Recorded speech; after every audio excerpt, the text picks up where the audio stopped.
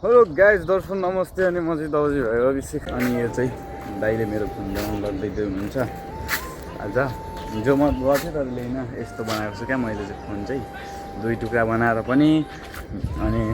यो चाहिँ लप पर्दाखेरि यस्तो हुन्छ है गाइज होइन यस्तो यस्तो टेढो बनाइदिएको छु क्या भुइँमा राखेर अहिले ब्याङ्क बक्स मिलेको नि त अनि यस्तो हुँदो रहेछ तपाईँहरू चाहिँ यस्तो नगर्नु होला आफैलाई घाटा हुन्छ है फेरि आफै बनाउनुपर्छ यो चाहिँ कति भयो भने यो फोन अहिले ठ्याक्कै 4-5 महिनाभन्दा धेरै भयो मैले फुटाएर फालेर अर्को किनेको क्या त यो चाहिँ फुटाएर फाल्दै अर्को किनेको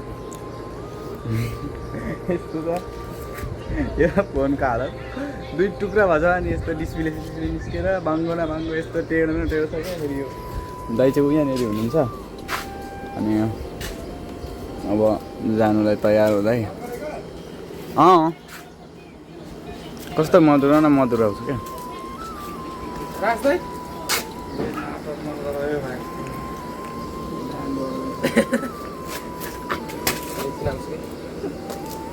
हिँड्नु भएको साँच्ची होला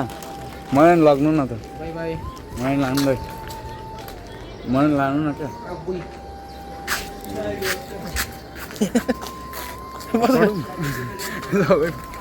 मलाई पनि लानु भनेको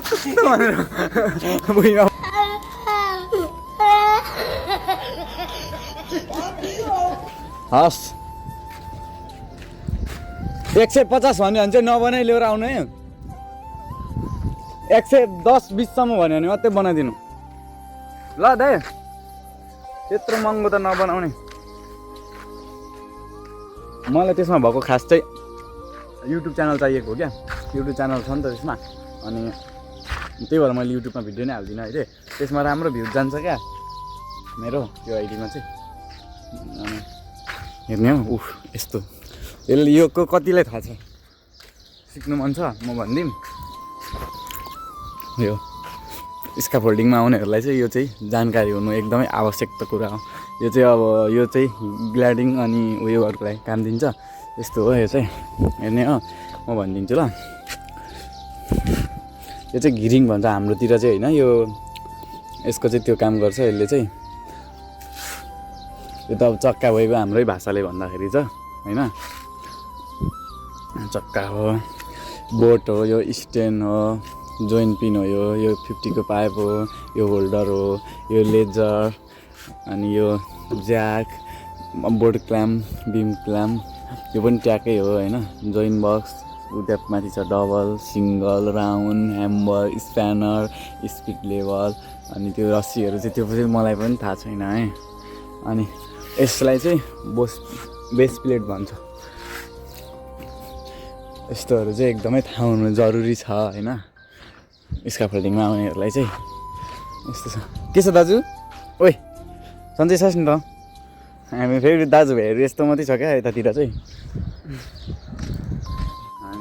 त्यस्तै हो फाइनल त केही छैन हौ अस्तिसम्म त बम हानिरहेको थियो अहिले त हान्नु छोड्यो एकदमै मिलेछ कि क्या जस्तो लाग्यो नभए त मैले त यो जिन्दगी चाहिँ उसैलाई यिनीहरूलाई सुम्पिदिइसकेको थिएँ क्या अब हान्ने त हान्दिने भनेर लैजालु भने म पुरै मस्त घुमिरहेको छु नि त अहिले मस्त घुमिरहेको छु दाइहरू पनि सुतिरहेको छ अब गएर फेरि काम गर्नु छ प्याजहरू केलाउनु छ के कामहरू छ के धेरै काम छ आज